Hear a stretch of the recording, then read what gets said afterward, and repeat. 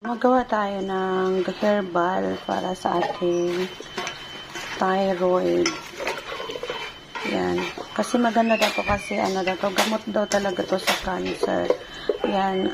Luyang dilaw, tapos sambong, and kalamansi.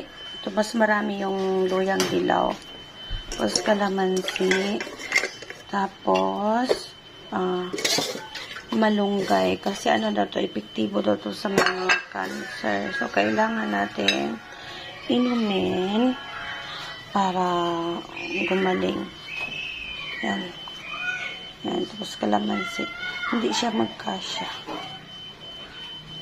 Yan. Yan. Tapos i-blender siya na ganyan. Tapos iinumin mo siya before mag-breakfast, lunch, and dinner.